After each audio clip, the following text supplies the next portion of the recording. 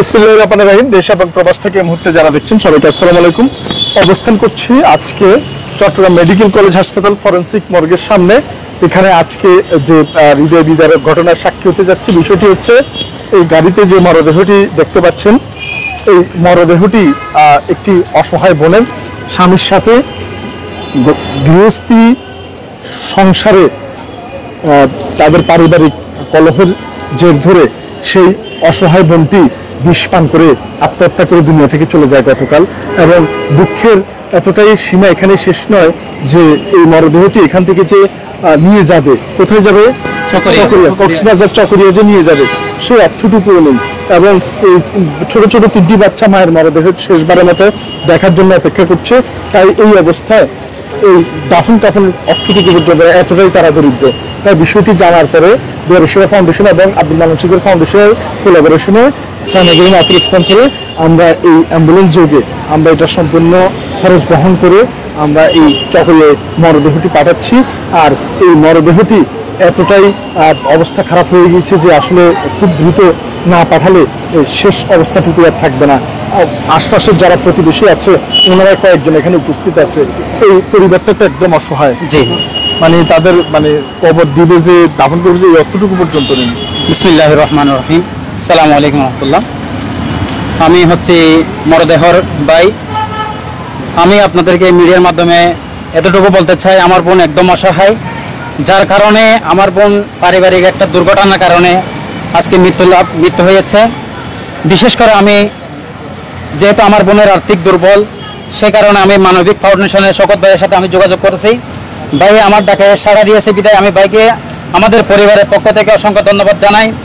যেন আমাদের বোনের এমন অবস্থা আর্থিক দুর্বল, যা বিগত ওর যেগুলো ছেলে মেয়ে আছে ওদেরকে দেখাশোনার মতো আমি শওকত ভাইকে পরবর্তী যেন ওদের পাশে দাঁড়ানো যায়, এভাবে আমি শওকত ভাইয়ের কাছে একটা আশা আকাঙ্ক্ষা রাখছি। আসসালামু আলাইকুম।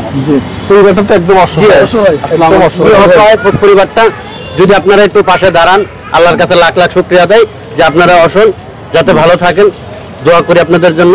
আসসালামু আলাইকুম। জি, এই ফরেনসিক মর্গের সামনে দাঁড়িয়ে কথা বলছি, এই মর্গে যাতে আল্লাহ তাআলা কাউকে না নিয়ে আসে। এখানে মরদেহের উপরে এক ফোঁটা পানি পড়লে মরদেহ যে কষ্ট পায়, আর সেই জায়গায় এই মরদেহকে কেটে খণ্ডিত করা হয়, সেখান থেকে পার্টস অর্গান নেওয়া হয় এবং সেই মরদেহ আবার সেলাই করা হয়। এটা কিন্তু অনেক বড় রাশের জন্য একটি কষ্টের ব্যাপার। এটা যাতে কারো জীবনে না ঘটে আমরা দীর্ঘায়িত করবো না, পাঠিয়ে দেবো। যে অসহায় বোনটি রয়েছে অর্থের অভাবে মরদেহটি নিতে পারছিল না, ছোট ছোট তিনটি বাচ্চা নাকি, আচ্ছা, ছোট ছোট তিনটি বাচ্চা অপেক্ষা করছে তার মায়ের শেষবারের মতো মরদেহ দেখার জন্য। আমরা এখন কক্সবাজার চকের উদ্দেশ্যে আমাদের এই মরদেহ নিয়ে গাড়ি রওনা করবে। নামান, ডালা নামান। আর কে কে উঠবেন উঠে যান, ঠিক আছে, উঠে যান, উঠে যান, উঠে যান, যান, যে কারাগারের জন্য উঠে যান। তো আমরা এই অসহায় পরিবারটি, ঠিক আছে, আপনারা সবাই উঠে যান। এই যে আব্দুল মান্নান শিকদার ফাউন্ডেশনের সাইনাজরিন আপু, ওনাকে ধন্যবাদ জানাচ্ছি। আজকে এই মরদেহটি এই 10,000 টাকার স্পন্সরের মাধ্যমে আমরা কক্সবাজারের এই চকরিয়ায় পাঠিয়ে দিচ্ছি। এই জন্য আবারও ধন্যবাদ জানাচ্ছি সাইনাজরিন আপুকে। Abdul Mannan Sikdar foundation with Biharisheba foundation collaboration করে সমগ্র বাংলাদেশে আমরা বিনামূল্যে মরদেহ পাঠানো কার্যক্রমটা চলমান রয়েছে। আমাদের দুজন মানুষ দিয়ে আমরা এই মরদেহটি পাঠিয়ে দিচ্ছি।